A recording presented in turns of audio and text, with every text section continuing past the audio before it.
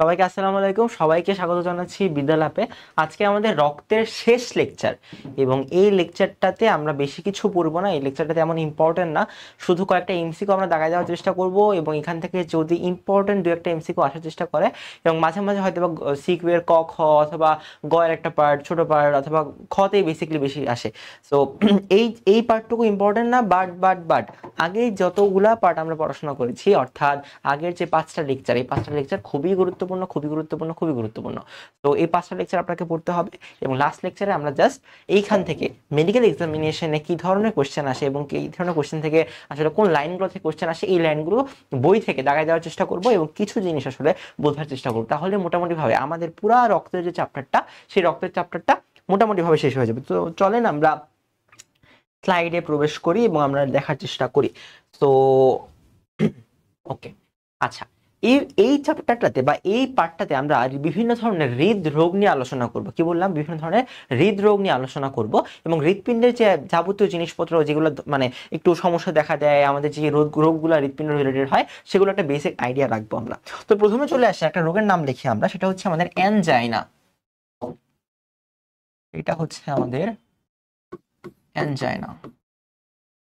আচ্ছা, বেসিক্যালি হৃদপিণ্ডের কারণে বা হৃদপিণ্ডে যে ব্যথাগুলো অনুভব হয়, সেগুলোকে আমরা বলবো অ্যানজাইনা। এবং সেগুলো এবং এছাড়াও আমাদের বিভিন্ন ধরনের ব্যথা হয়, যেমন আপনার ফুসফুসের সমস্যা থাকলে আপনার বুকের ব্যথা দেখা দিবে, আপনার অন্য কোনো জায়গায় সমস্যা থাকলে হয়তো বা বিভিন্ন পাঁজরের যে হাড্ডিগুলা, সেখানে ব্যথা থাকলে আপনার বুকের ব্যথা দিবে। কিন্তু যদি হৃদপিণ্ডের কারণে বুকের ব্যথা হয়, তখন আমরা এটাকে হৃদরোগ বলে থাকি এবং এরকম একটা হৃদরোগ হচ্ছে আমাদের এনজাইনা। আচ্ছা, এই এনজাইনা জিনিসটা কি এবং এই এনজাইনা আসলে অ্যানজাইনা আসলে কখন দেখা দিবে এবং অ্যানজাইনা আসলে কিভাবে করে হয়, সেই জিনিসগুলো আমরা মনে রাখার চেষ্টা করবো। মনে রাখবেন, অ্যানজাইনা মানে হচ্ছে যখন আপনার যে হার্ট আছে, সেই হার্ট যদি প্রপার পরিমাণের অক্সিজেন ও পুষ্টি না পায়, তখন যেই বুকের ব্যথাটা হয় সেটাকে আমরা বলবো এনজাইনা। আচ্ছা, এনজাইনা আবার কয় ধরনের থাকতে পারে? দুই ধরনের থাকতে পারে, তিন ধরনের থাকতে পারে, 1, 2 এবং 3।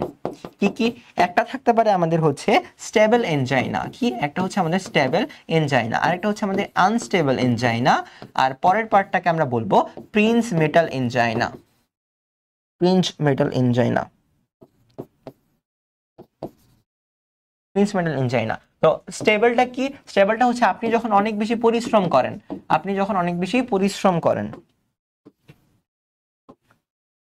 পরিশ্রম করাকালীন, যখন অনেক পরিশ্রম করেন বা ব্যায়াম করেন তখন এই এনজাইনাটা সম্পূর্ণ হয়। আনস্টেবল এনজাইনা কোনটা? যদি আনস্টেবল এনজাইনা হচ্ছে যে এনজাইনাটা বিশ্রাম অবস্থায় হয়, যদি বিশ্রাম অবস্থায় আপনার বুকের ব্যথা ঘটে বা হচ্ছে হৃৎপিণ্ডের অক্সিজেন এবং পুষ্টি না পায়, তখন এটা হয় বিশ্রাম অবস্থা অথবা শোয়া অবস্থায়। ঠিক আছে, এটা হচ্ছে আমাদের আনস্টেবল এনজাইনা। আর প্রিন্স মেটাল, যেটা শিশুদের যে এনজাইনাটা হয়, সেটাকে আমরা বলবো প্রিন্স মেটাল এনজাইনা। এটা কোথায় হয়? শিশুদের এনজাইনা বা শিশুদের এই জিনিসটা হয়। এবার ভাইয়া, এনজাইনার বিভিন্ন ধরনের কি আছে? বিভিন্ন ধরনের এনজাইনার বিভিন্ন ধরনের কি আছে? এনজাইনার বিভিন্ন ধরনের রোগ লক্ষণ আছে এবং এনজাইনার বিভিন্ন ধরনের চিকিৎসা আছে। সেই চিকিৎসা এবং রোগ লক্ষণ নিয়ে আসেন একটু পড়াশোনা করার চেষ্টা করি এবং এটা আমরা পড়াশোনা করার চেষ্টা করবো আমাদের বই থেকে। এই হচ্ছে আপনাদের বই। আচ্ছা, এখানে লক্ষ্য করেন, এই হচ্ছে আমাদের হৃদরোগের বিভিন্ন অবস্থা করণীয়। এখান থেকে হ্যাঁ এটাই। আচ্ছা, এখান থেকে পড়াশোনা করি বুকের ব্যথা। এখান থেকে ইম্পর্টেন্ট কোনটা ভাইয়া? এই জিনিসগুলো দেখেন, প্লিউরিসি কখন হবে? আমরা জানি ফুসফুসের দুইটা পর্দা থাকে বা ফুসফুসের যেই দুইটা স্তরে বা ফুসফুসের যে বাইরের পার্টটা, সেই বাইরের পার্টে যে পর্দাটা থাকে, সেই পর্দাটাকে আমরা বলি প্লিউরাল পর্দা, রাইট? সো এই যে প্লিউরা বা ফুসফুসের আবরণে যখন আপনার প্রদাহ হবে, তখন এটাকে আমরা বলবো প্লিউরিসি, ঠিক আছে? বা প্লিউরাইটিস প্রদাহ হবে, প্লিউরাইটিস। তখন হবে কি?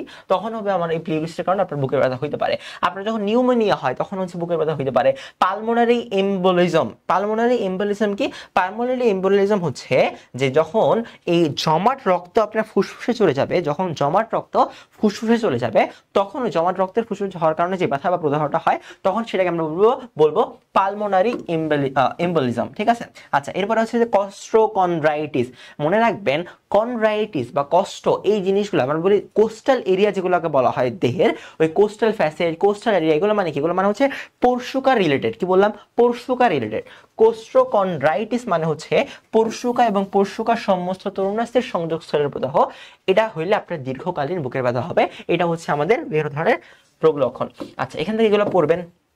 আমরা ডিরেক্টলি বুকের ব্যথায় চলে যাই বা কার্ডিওভাস্কুলার রোগ। মনে রাখবেন হৃদরোগের একটা নাম হচ্ছে কার্ডিওভাস্কুলার রোগ। এখানে একটা জিনিস বলা আছে, সেটা হচ্ছে কনজেনিটাল হার্ট ডিজিজ। মানে কি? মানে হচ্ছে আপনার জন্মগত থেকে যদি হার্টের সমস্যা থাকে, এটাকে আমরা বলি কনজেনিটাল হার্ট ডিজিজ। রিউমেটিক হৃদরোগ মানে আপনার একটা ব্যাকটেরিয়ার কারণে হয়, যার নাম হচ্ছে স্ট্রেপ্টোকক্কাস ব্যাকটেরিয়া। কার্ডিওমায়োপ্যাথি মানে মায়ো মানে আমরা বলছিলাম পেশি রিলেটেড, তাই কার্ডিওমায়োপ্যাথি মানে হৃদপেশির রোগ যেগুলো, সেগুলো হচ্ছে কার্ডিওমায়োপ্যাথি। আচ্ছা, এবারে আমরা একটু নিচে যাই।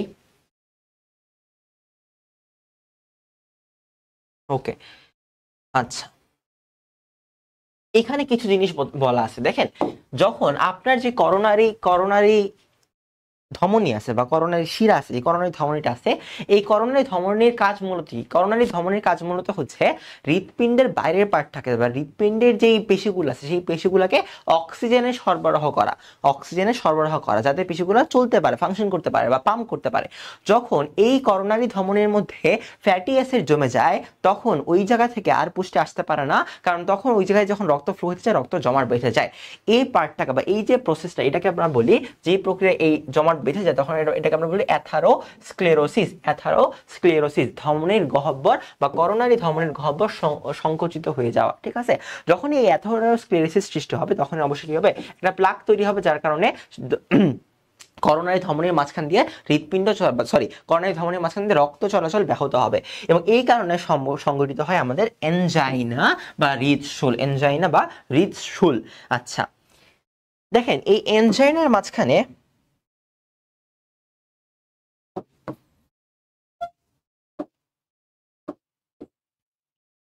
এই যে আমাদের সুস্থিত এনজাইনা, অস্থিত এনজাইনা, পিঞ্চম্যানের এনজাইনা আমরা পড়াশোনা করেছি। এনজাইনার লক্ষণগুলো কি কি?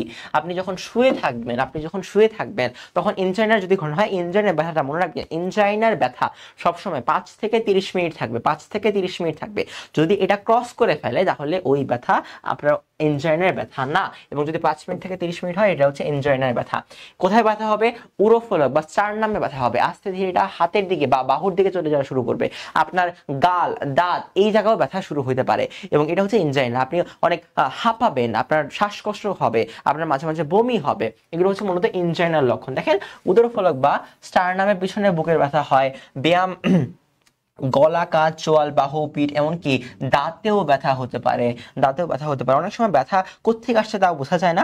বুকে জ্বালা পোড়া, চাপ, নিষ্কাশন, আড়ষ্ট ভাব সৃষ্টি হয়, অস্বস্তি প্রকাশ করে। বুকের ব্যথা ছাড়াও হজমে গন্ডগোল, এবং এই যে আমি বলছিলাম না, বমি বমি ভাব হয়, আপনি হাঁপিয়ে যাবেন বা হাঁপানো দেখা দিতে পারে। এগুলো হচ্ছে মূলত আমাদের এনজাইনার যে লক্ষণ, সেই এনজাইনার লক্ষণগুলা। ঠিক আছে, এবার এনজাইনা যদি হয় আমরা কি করব বলেন তো? এনজাইনা যদি হয় আমরা কি করব? এখানে একটা ইম্পর্টেন্ট জিনিস আছে, সেটা হচ্ছে আপনার দেখবেন এনজাইনার জন্য ইসিজি করতে হবে বা ইকোকার্ডিয়ামের মাধ্যমে ব্যথা শনাক্ত করতে হবে। ঠিক আছে, ইকোকার্ডিয়ামের মধ্যে ব্যথা শনাক্ত করতে হবে। এরপরে হচ্ছে রোগীর অবস্থা অনুযায়ী চিকিৎসা, অপারেশন করতে পারে। ধূমপান, মদ্যপান পরিহার করতে হবে। এগুলো আপনারা রিডিং পড়ে নেবেন, তাহলেই হয়ে যাবে।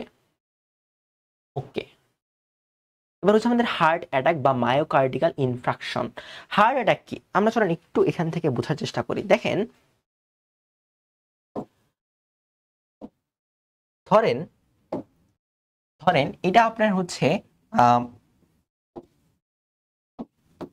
এটা আপনার রক্তবাহিকা।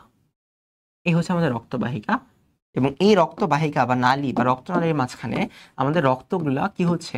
এভাবে করে রক্তকণিকাগুলা ফ্লো হচ্ছে। ঠিক আছে, এবারে যদি এই রক্তনালী, ফর এক্সাম্পল এটা ধরেন আমাদের করোনারি ধমনী। এটা কি ধমনী?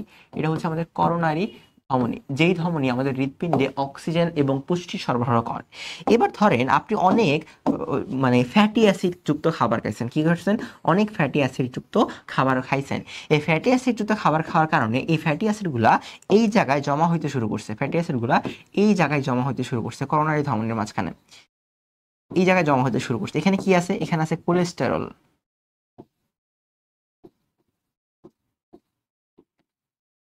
এখানে আছে কোলেস্টেরল, এবং এই কোলেস্টেরল গুলো জমা হইতে এটা আঁশের মতো দেখা যায়। কিসের মতো দেখা যায় জানেন? আঁশের মতো দেখা যায়। শক্ত হয়ে যায়। এবং যখন এই জায়গায় এটা জমা পড়ে যাবে তখনই আপনার যে রক্তবাহিকাগুলো বা এই যে করোনারি ধমনীর যে রক্তগুলা চলাচল করতেছিল, রক্তকণিকাগুলো চলাচল করতেছিল, সে এইখানে এসে জমাট বেঁধে যাবে। এখানে এসে জমাট বেঁধে যাবে, এই পাশে আর যাইতে পারবে না। যখন এই পাশে এটা যাইতে পারবে না, তখন এই যে করোনারি ধমনীটা ছিল, এই যে করোনারি ধমনীটা ছিল, এই করোনারি ধমনীটা আর হৃৎপিণ্ডে করোনারি ধমনী, করোনারি ধমনী, এই করোনারি ধমনী হৃৎপিণ্ডে অক্সিজেন সরবরাহ করতে এবং পুষ্টি উপাদান সরবরাহ করতে পারবে না, পুষ্টি উপাদান সরবরাহ করতে পারবে না। যদি এরা পুষ্টি উপাদান সরবরাহ করতে না পারে, তখন আপনার যে হৃৎপিণ্ড পাম্প করতো, সেই হৃৎপিণ্ড তেমন ভাবে আর পাম্প করবে না এবং হৃৎপিণ্ডে অনেকগুলা কোষ মারা যেতে শুরু করবে। যখন এই কোষগুলো মারা যাবে তখনই আপনি ব্যথা অনুভব করবেন এবং সেটাকে আমরা বলবো, যখন আপনার হৃৎপিণ্ডের, যখন কি হচ্ছে আপনার হৃৎপিণ্ডের কোষ মারা যাচ্ছে, হৃৎপিণ্ডের কোষ মারা যাচ্ছে, যখন আপনার হৃৎপিণ্ডের কোষ মারা যাচ্ছে, তখন এটাকে আমরা বলবো হার্ট অ্যাটাক, বা এটাকে বলবো আমরা মায়োকার্ডিয়াল ইনফার্কশন, মায়োকার্ডিয়াল ইনফার্কশন।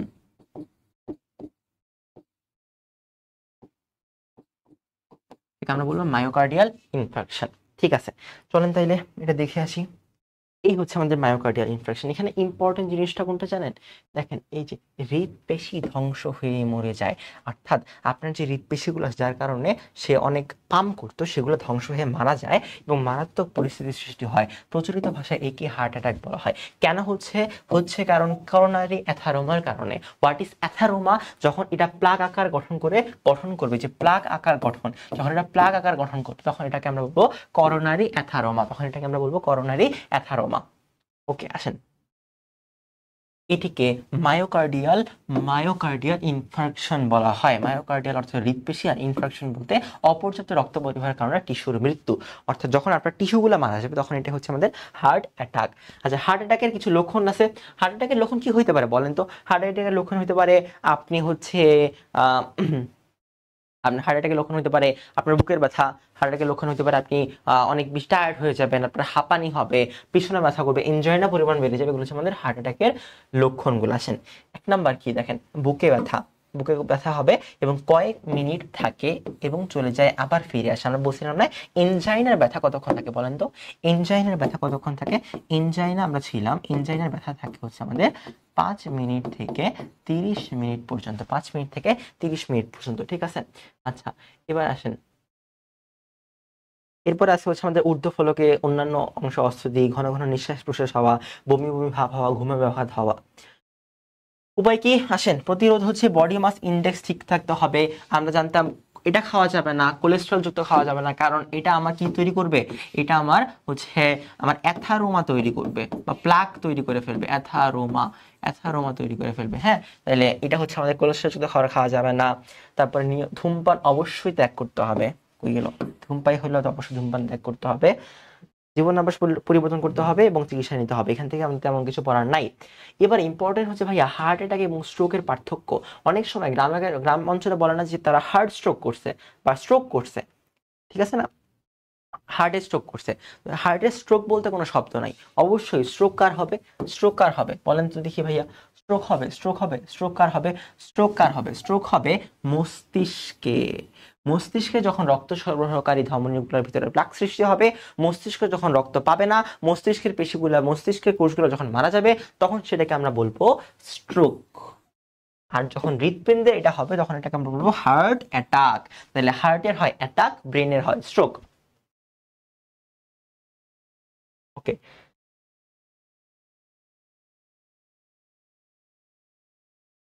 আসেন নিচে আসেন।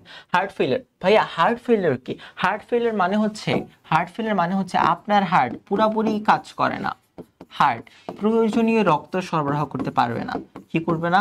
প্রয়োজনীয় রক্ত সরবরাহ করতে পারবে না। আপনার শরীরে যতটুকু রক্ত প্রয়োজন, রক্ত সরবরাহ করতে পারবে না। আমরা পড়েছিলাম যে একটা স্বাভাবিক মানুষের রক্ত প্রয়োজন 5 থেকে 6 লিটার, এবং যখন হার্ট ফেলিয়ার হবে তখন হার্ট প্রয়োজন রক্ত সরবরাহ করতে পারবে না। হ্যাঁ, আমরা জানতাম একজন স্বাভাবিক মানুষের রক্ত কতটুকু প্রয়োজন। স্বাভাবিক মানুষের রক্ত প্রয়োজন হবে আমার 4 থেকে 6 লিটার বা কখনো কখনো 5 থেকে 6 লিটার, ঠিক আছে, 5 থেকে 6 লিটার প্রয়োজন। যখন হার্ট এই প্রয়োজনীয় রক্ত সরবরাহ করতে পারে না, তখনই আমরা এটাকে বলি হার্ট ফেইলিয়ার। আচ্ছা, হার্ট ফেইলিয়ারের কারণ কিছু ব্যাখ্যা করা আছে। কি কারণ হতে পারে দেখেন, হার্ট অ্যাটাক বা মায়োকার্ডিয়াল ইনফেকশনের জন্য এটা হতে পারে, উচ্চ রক্তচাপ বা হাইপারটেনশনের জন্য হতে পারে, কপাটিকার রোগ হইলে হইতে পারে, ইসকেমিয়া মানে হচ্ছে এটাই যে করোনারি ধমনীতে যখন ব্লক হয় এটাকে আমরা বলি ইসকেমিয়া। এখানে রোগ লক্ষণগুলো আছে, আপনারা জাস্ট রিডিং পড়লেই হবে।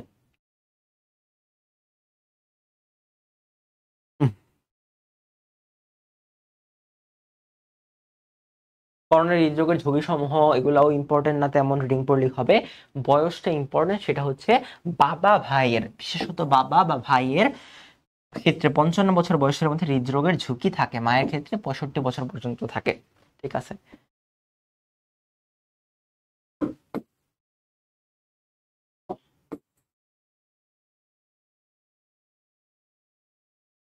আসেন নিচে আসেন। এইটা ইম্পর্টেন্ট ভাইয়া, এইটা ইম্পর্টেন্ট। কি কি জিনিস এখানে আছে ভাইয়া দেখেন, যদি আপনার রোগ টোগ হয়ে গেল তাহলে আপনি এই রোগের চিকিৎসা কেমনে করবেন? এই রোগের চিকিৎসা করার অনেকগুলো উপায় আছে। কি কি উপায়? নাম্বার 1 ভাইয়া, নাম্বার 1 আমরা এক্স রের মাধ্যমে কি করি বলেন তো? আমরা এক্স রের মাধ্যমে কি করি? এক্স রের মাধ্যমে আমরা হৃৎপিণ্ডের অবস্থা জানতে পারি। কোথায় আছে ভাইয়া হৃৎপিণ্ড? হৃৎপিণ্ডের আশেপাশে কিছু ঢুকছে কিনা, হৃৎপিণ্ডের অবস্থান, বক্ষ গহ্বরে হৃৎপিণ্ডের যে অবস্থান সেইটা বোঝা যায় আমার এক্স রে থেকে। যদি আমরা করি যদি ইসিজি করি, ইসিজি, হ্যাঁ ইসিজি করার মাধ্যমে আমরা কি জানতে পারবো? হৃৎপিণ্ডের প্রাথমিক রোগ জানতে পারবো, প্রাথমিক রোগ, ঠিক আছে, প্রাথমিকভাবে হৃৎপিণ্ডের রোগ জানতে পারবো, প্রাথমিক রোগ, ঠিক আছে, ভালো করে জানতে পারবো না। যদি আমরা ইটিটি করি, কি করি? ইটিটি করি, 3 নাম্বার জিনিস ভাইয়া, যদি আমরা ইটিটি করি তাইলে ভাইয়া তাইলে এই যে হৃৎপিণ্ডের অবস্থান ভালোভাবে জানা যাবে, হৃৎপিণ্ডের কার্যক্ষমতা, হৃৎপিণ্ড কতটুকু কাজ করতেছে, হৃৎপিণ্ডের কার্যক্ষমতা ভালোভাবে জানা যায়।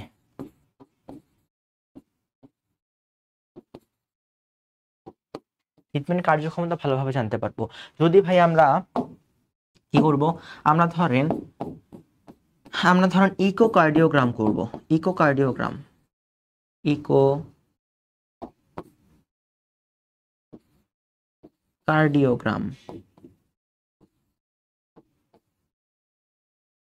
হৃৎপিণ্ডে যদি কোনো ব্লক থাকে তাহলে এই যে ইকোকার্ডিওগ্রামে প্রকাশ হবে। হৃৎপিণ্ডে ব্লক থাকলে তা বোঝা যায়। আপনার হৃৎপিণ্ডে যদি কোনো ব্লক থাকে, কোথায় ব্লক থাকবে বলেন তো? ধমনীতে। ব্লক থাকলে কি লিখলাম? ব্লক বানান। ব্লক থাকলে ধরা পড়বে, হৃৎপিণ্ডে ব্লক থাকলে ধরা পড়বে। যদি আমরা কি করব, আমরা ধরেন যদি বিএনপি করি,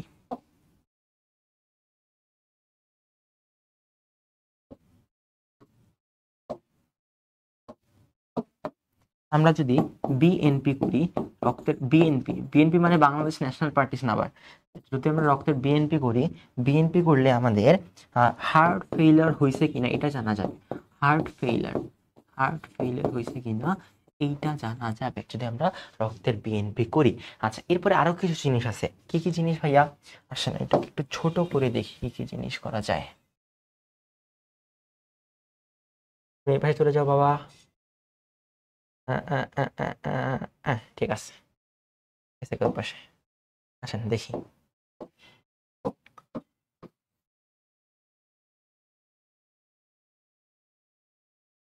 ঠিক আছে, যদি আমরা তাহলে বিএনপি করে ফেললাম, বিএনপি করা শেষ হয়ে গেছে, আমরা এখন আওয়ামী লীগ করবো, ব্যাপারটা এমন না।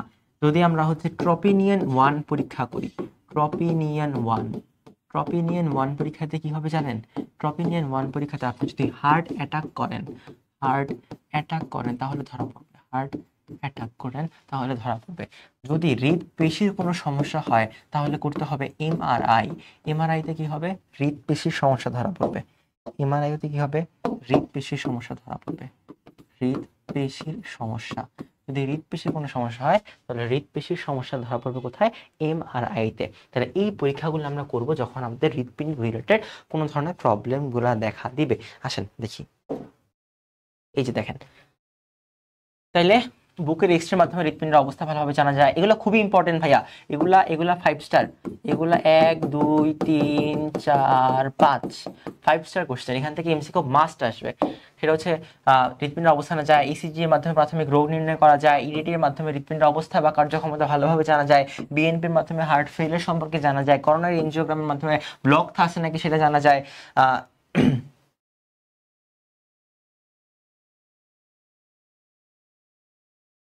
আচ্ছা সরি সরি আমরা একটু ভুল লিখছি, সেটা হচ্ছে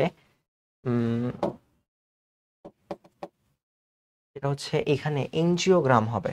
এখানে কি হবে? এনজিওগ্রাম। ইসিজি আর ইকোকার্ডিওগ্রাম তো ভাই সেম, এখানে হবে এনজিওগ্রাম। এনজিওগ্রাম এনজিওগ্রামে তাহলে হৃদপিণ্ডের ব্লক ধরা পড়বে। ঠিক আছে, ওকে। হৃদপিণ্ডের পেশির অবস্থা জানা যায় কিসের মাধ্যমে? পেশির অবস্থা কিসের মাধ্যমে জানা যায়? পেশির অবস্থা জানা যায় MRI, ম্যাগনেটিক রেজোনেন্স ইমেজিং এর মাধ্যমে। ট্রোপেনিয়ান 1 পরীক্ষা করব কিসের মাধ্যমে? হার্ট অ্যাটাক হইলে। তাহলে এই জিনিসগুলো খুব ইম্পর্টেন্ট, এখান থেকে এমসিকিউ ধিপধাপ দিয়ে দেয় টিচাররা। আসেন নিতে যাই, হৃদস্পন্দক বা পেস মেকার। আমরা জানতাম ন্যাচারাল পেস মেকার কি বলেন তো? ন্যাচারাল পেস মেকার, ন্যাচারাল কি ছিল বলেন তো? ন্যাচারাল পেসমেকার ছিল আমাদের এসএ নোড। তাহলে এসএ নোড কি করতো? এসএ নোড হচ্ছে উদ্দীপনা সৃষ্টি করতো হৃদপিণ্ডের, এবং পরবর্তীতে এই উদ্দীপনা দিয়ে হৃদপিণ্ড পাম্প করতো, হৃদপিণ্ড বিভিন্ন আমাদের রক্তগুলা পরিবহন করতো, রাইট? তো এই যে পাম্প করা উদ্দীপনাটা, সেই উদ্দীপনাটা আমাদের এসএ নোড দেয়। এখন ধরেন কারো এসএ নোড নষ্ট হয়ে গেছে, তাহলে কি হবে? তাহলে কিছুক্ষণের জন্য হয়তো বা এভি নোড রিজার্ভ এসএ নোডের মতো কাজ করবে। বাট এই যে এসএ নোড যদি নষ্ট হয়ে যায় তখন আমরা একটা কৃত্রিম পেস মেকার তৈরি করতে পারি, সেটা নিয়ে আমরা এখন একটু আলোচনা করব। আচ্ছা, তাইলে আমাদের ধরেন এসএ নোড নষ্ট হয়ে গেছে, তাহলে আমরা কি করবো? কৃত্রিম হৃদস্পন্দক বা আমরা একটা এসএ নোড বানাবো। এই পার্টটাকে আমরা বলবো কৃত্রিম এসএ নোড। এই তো, তাহলে কৃত্রিম এসএ নোড কে স্থাপন করে বলেন তো?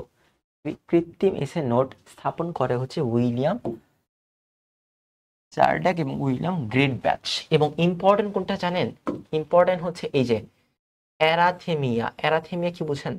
অ্যারাথেমিয়া কি বুঝেন? একটু বুঝি আমরা অ্যারাথেমিয়া কি। অ্যারাথেমিয়া হচ্ছে যদি রক্ত, যদি আমাদের হৃৎপিণ্ড তার নর্মাল রেটের চেয়ে বেশি পাম্প করে, অথবা হৃৎপিণ্ড তার নর্মাল রেটের চেয়ে কম পাম্প করে, দুইটাই বেশি পাম্প করে অথবা কম পাম্প করে, দুইটাকে আমরা বলবো অ্যারিথেমিয়া। দুইটাকে আমরা বলবো অ্যারিথেমিয়া। এই যে পার্টটা, এই যে রোগটা, এই রোগটার নাম হচ্ছে অ্যারিথেমিয়া। ওকে, আসেন নিচে আসেন। আচ্ছা, এবার যান্ত্রিক পেসমেকারের গঠন সম্পর্কে আমরা আলোচনা করি। মনে রাখবেন যান্ত্রিক পেসমেকারে কি কি আছে বলেন তো? যান্ত্রিক পেসমেকারে দুইটা জিনিস আছে, একটা হচ্ছে ওর ব্যাটারি তো অবশ্যই থাকবে, এবং আর থাকে ওর লিড কিছু। তার মানে ওর যে তারগুলা, সেই তারগুলাকে আমরা বলি লিড। ওর তারগুলাকে আমরা বলি কি?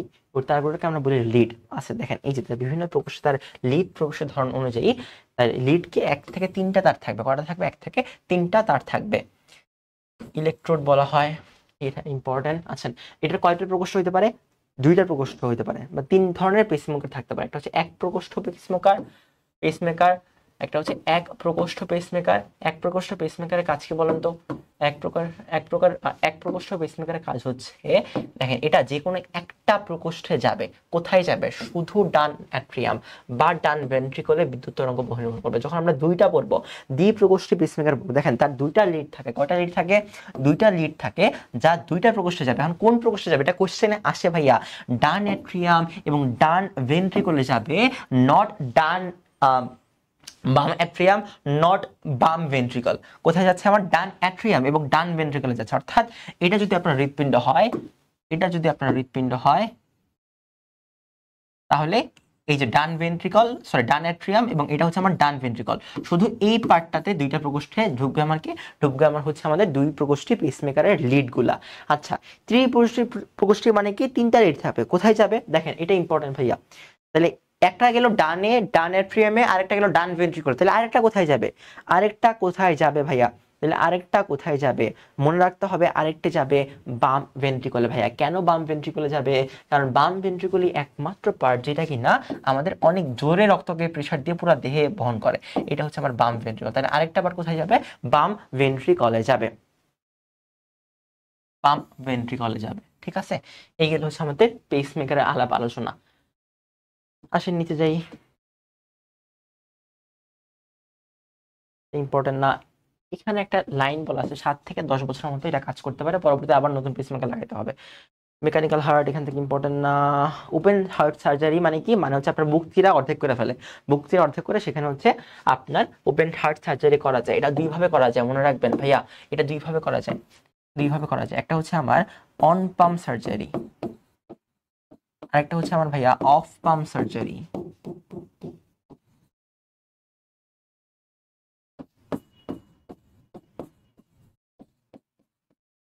ঠিক আছে, আচ্ছা অন পাম্প এবং অফ পাম্প কি এটা আসেন একটু বুঝি, একটু বুঝি। অন পাম্প সার্জারি কি দেখেন, যখন যখন ভাইয়া এই ধরনের সার্জারিতে হৃদফুসফুস মেশিন ব্যবহার করা হইতেছে, তার মানে এটা আপনার বুককে চিরে আপনার যেই কি বলে হৃৎপিণ্ডটা, সেই হৃৎপিণ্ডটা বাইরে বের করে রাখে, এবং বাইরে বের করার পরে আপনার তো ব্লাড ফ্লো করতে হবে। এই ব্লাড ফ্লো করার জন্য একটা মেশিন ব্যবহার করে, যার মেশিনের নামটা হচ্ছে আমার হৃদফুসফুস মেশিন। তার মানে আপনার হৃৎপিণ্ড তখন আর পাম্প করে না, পাম্প করে কে? হৃদফুসফুস মেশিন, যা কার্ডিও পালমোনারি বাইপাস নামে পরিচিত। এটি ব্যবহার করা হয়, এই যন্ত্রটি স্বয়ংক্রিয়ভাবে হৃৎপিণ্ডের কাজের দায়িত্ব নিজে অক্সিজেন সমৃদ্ধ রক্ত পাম্প করে এবং বিভিন্ন অঙ্গ এবং টিস্যুতে স্থাপন করে। বুঝলেন? তার মানে হৃৎপিণ্ড এখানে স্টপ থাকছে, হৃৎপিণ্ড এখানে কাজ করতেছে না। আচ্ছা, যখন এটা অফ পাম্প হয়, অফ পাম্প মানে কি? অফ পাম্প মানে হচ্ছে এই ধরনের সার্জারিতে হৃদফুসফুস মেশিন ব্যবহার করা যা হয় না, ব্যবহার করা কি হয় না, এই ধরনের হৃদফুসফুস মেশিন ব্যবহার করা হয় না। এটা হচ্ছে আমাদের অফ পাম্প সার্জারি। ওকে, এবং রোবটের মাঝখানে আপনি করতে পারেন। এগুলো আমাদের ওপেন হার্ট সার্জারি। ঠিক আছে, ওকে। এরপরে আছে করোনারি বাইপাস সার্জারি। আচ্ছা, আমরা বাইপাস মানে কি বুঝি? বাইপাস মানে ধরেন আপনি ঢাকা থেকে চট্টগ্রাম যাবেন, ঢাকা থেকে কোথায় যাবেন? চট্টগ্রাম যাবেন, মাঝখানে কি পড়ে? কুমিল্লা পড়ে। এখন ধরেন ঢাকা থেকে চট্টগ্রাম যাওয়ার পথে ঢাকা থেকে কুমিল্লা পর্যন্ত অনেক জ্যাম। কি জ্যাম? ঢাকা থেকে কুমিল্লা পর্যন্ত অনেক জ্যাম। তাহলে আপনি কি করবেন? একটা বাই রোড ব্যবহার করতে পারেন, যেখান থেকে আপনি কুমিল্লা ক্রস করতে পারেন, কিন্তু মেইন রোড না, পড়লে একটা চিপা চাপা গলি দিয়ে বের হইতে পারেন।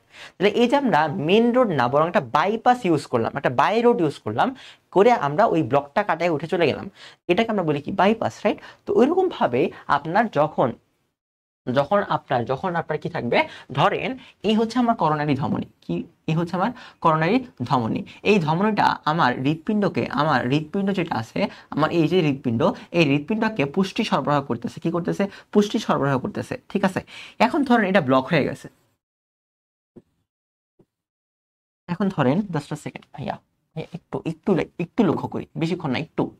সেটা হচ্ছে এই যে দেখেন, ধরেন এইখানে ব্লক, এখানে কি ব্লক, এখানে যদি ব্লক থাকে তাইলে আমরা এই পাশ থেকে তো এই পর্যন্ত রক্ত আসতে পারতেছে খুব সিম্পল ওয়েতে, তাই না? রক্ত এখান থেকে এই পর্যন্ত আসতেই পারতেছে। তাইলে এখানে যেহেতু ব্লক, আমরা যদি ওর রোডটাকে এদিক থেকে নিয়ে এদিকে আয়না দিতে পারি, তার মানে এই রোডটাকে আমরা এদিক থেকে নিয়ে এদিকে আয়না দিতে পারি, তাহলে এই ব্লকটা তো ওকে অতিক্রম করা লাগতেছে না, তখন রক্ত এই পথে চলে আসবে এখানে, রাইট?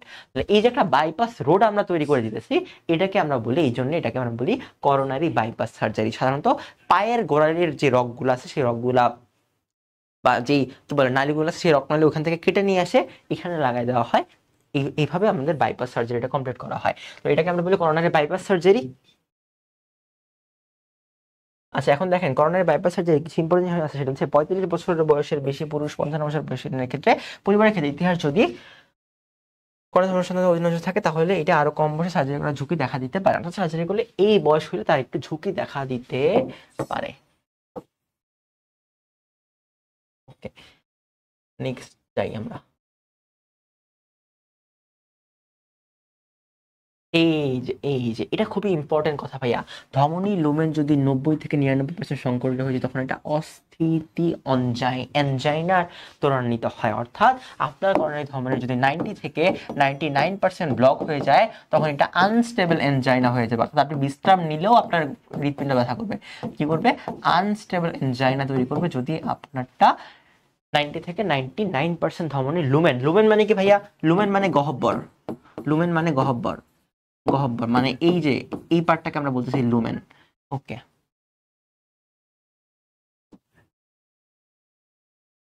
এই যে দেখেন, এই যে দেখেন, এক্স্যাক্টলি এটা ছিল আমার করোনারি ধমনী, রাইট? এটা ছিল আমার করোনারি ধমনী, এটা হচ্ছে আমার করোনারি ধমনী, ঠিক আছে? এই দেখেন এতটুকু ব্লক করা, তো আমরা কি করছি, এখান থেকে একটা বাই রোড তৈরি করে পুরো হৃৎপিণ্ড নিয়ে আসছি, ঠিক আছে? ও এখানে ফ্লো করতেছে, এটা হচ্ছে আমার করোনারি বাইপাস সার্জারি।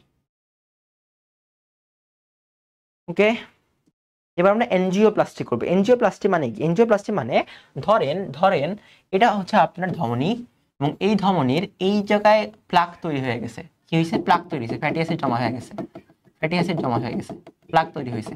তাইলে এই প্লাকটাকে আপনি যদি কাটেন, এই প্লাকটাকে যদি কাটেন তাহলে তো এটা পুরোটা ক্লিয়ার হয়ে যায়। এই কাটার যে পদ্ধতি, অপারেশন, তাকে আমরা বলতেছি এনজিওপ্লাস্টি। এনজিওপ্লাস্টি, ঠিক আছে?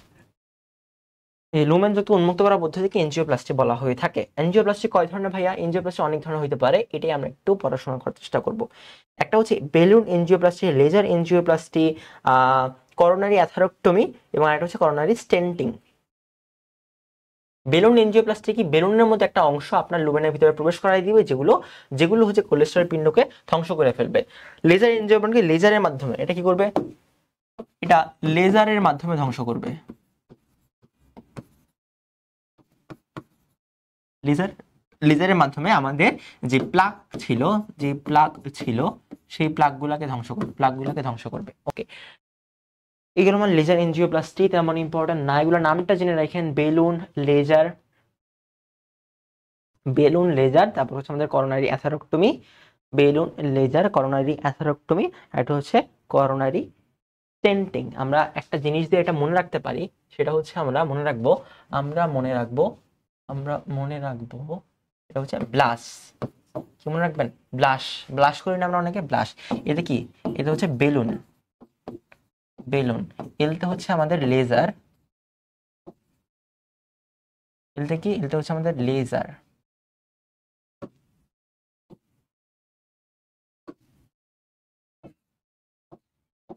লেজার।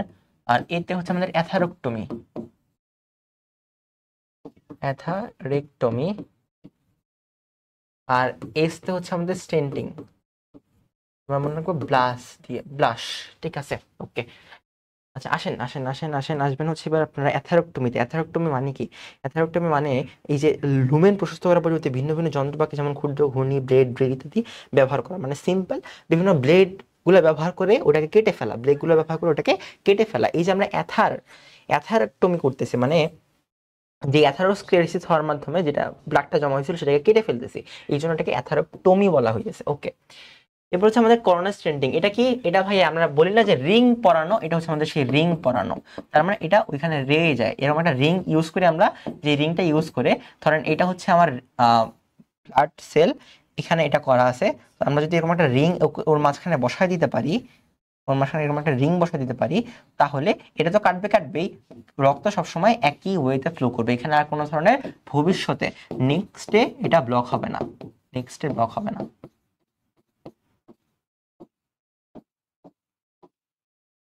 এটা হচ্ছে আমাদের করোনারি স্টেন্টিং। ওকে, তো এই হচ্ছে আমাদের এনজিওপ্লাস্টি। এনজিওপ্লাস্টি, এনজিওপ্লাস্টি এর মাধ্যমে আমরা হচ্ছে যে করোনারি স্টেন্টিং এর ধাপগুলো দেওয়া আছে, এই হচ্ছে আমরা রিং পরা রাখছি। এর মাধ্যমে আমাদের মোটামুটি ভাবে এই চ্যাপ্টারের যে পড়াশোনাগুলো আছে, এই চ্যাপ্টারের পড়াশোনাগুলো মোটামুটি ভাবে শেষ। আপনাদের একটা একটা একটা ইনফরমেশন বা একটা এমসিকিউ আছে যেটা সাধারণত পরীক্ষায় চলে আসে, এবার আপনাদের মেইন চ্যাপ্টারে নাই। সেটা কি ভাইয়া? সেটা হচ্ছে এখানে কি নাই সেটা? সেটা হচ্ছে হিমাটোক্রিটের সংখ্যা। মনে রাখবেন পুরুষের দেহে হিমাটোক্রিটের সংখ্যা হচ্ছে আমাদের 45%। হিমাটোক্রিট, হিমাটোক্রিট, হিমাটোক্রিটের সংখ্যা হচ্ছে পুরুষের দেহে 45%, ঠিক আছে? এই হচ্ছে মোটামুটি ভাবে আমাদের এই চ্যাপ্টারটা, এর মাধ্যমে আমরা এই চ্যাপ্টারটার পুরা A to Z কমপ্লিট করার চেষ্টা করেছি। আপনি যদি এই জিনিসগুলো পড়াশোনা করার চেষ্টা করেন তাহলে মোটামুটি ভাবে আপনার এই চ্যাপ্টারের আর কোনো সমস্যা থাকবে না, এবং এগুলো যদি আপনি নোট করে পড়তে পারেন, এগুলো যদি আপনি বারবার রিভাইজ করতে পারেন, তাহলে আর কোনো সমস্যা আপনার থাকবে না। তো এবং আপনি সিকিউ পারবেন, এমসিকিউ পারবেন, সবকিছু মোটামুটি পারবেন। দিন শেষে কথা কি, দিন শেষে কথা হচ্ছে ভাইয়া, দিন শেষে কথা হচ্ছে ভাইয়া